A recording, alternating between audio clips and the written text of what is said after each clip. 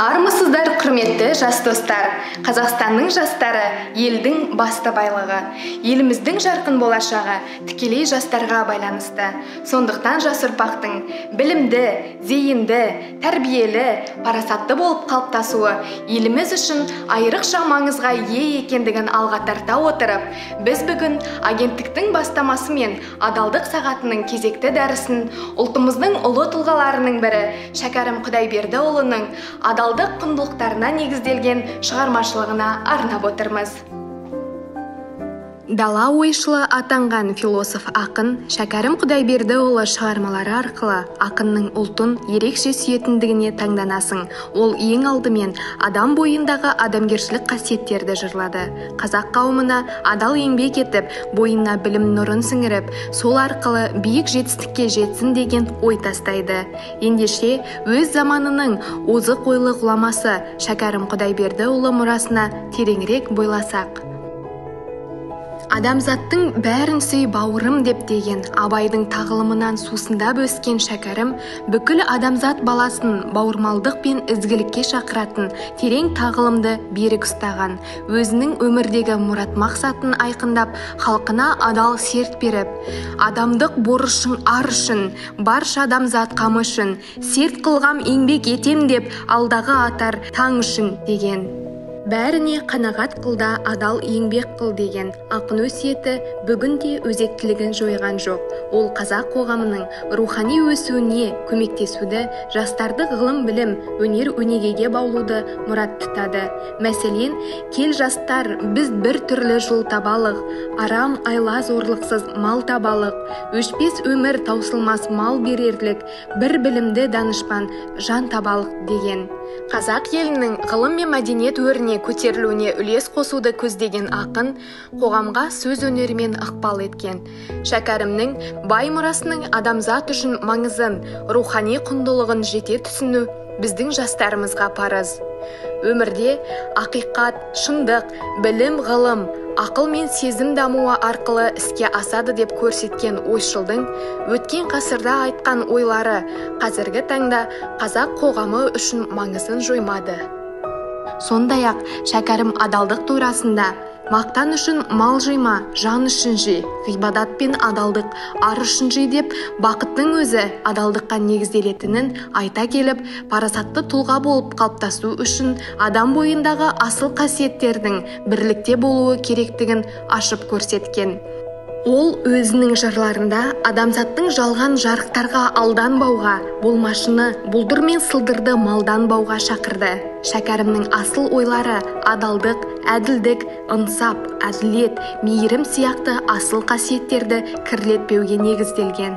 Бұл ойлары қара сөзбен жазылған үш анық философиялық трактатында айтылған.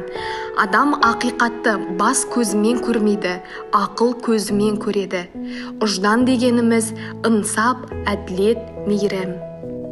Шәкәрім өз шығармаларында ар білімі деген терминді қолданған. Ар қайда, рахым қайда, әдеп қайда, быт-шыт боп неге жүрміз әрбір сайда. Көз жұмып, көппен көрген ұлы той деп, береді бұл надандық кімге пайда. Шәкәрім өлеңдерін зер сала оқысақ, ар ұғымына адалдық, парасаттылық құндылықтарын дәріптеуге көп мән бергенін келесі өлең жолдарынан байқаймыз. Арсыз адам, асығыс айлагерлік, мұның бәрі шайтанның досы болмақ. Арманым байлық, мансап, мақтан емес, аты зор, аты ұлы емес, адам ұлы. Ар жеңіп шығады адамның қарасын, адал еңбек, ақ жүрек берер шешіп, таза ақыл қосылса, әлімнің таласын.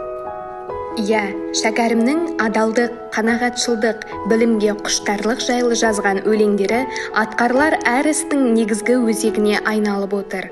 Сондықтан сіздер, жастар, парасатты тұлға болып қалыптасу үшін ақын мұрасында айтылған ізгі қасиеттерді бойға жинауларыңыз қажет. Осы орайда Ақынның «Жастарға» атты ұзақ толғаулы өлеңі білім алып жүрген әрбір жастың жаттап алар, өз өмірлеріне темірқазық етер бағдаршамы сияқты.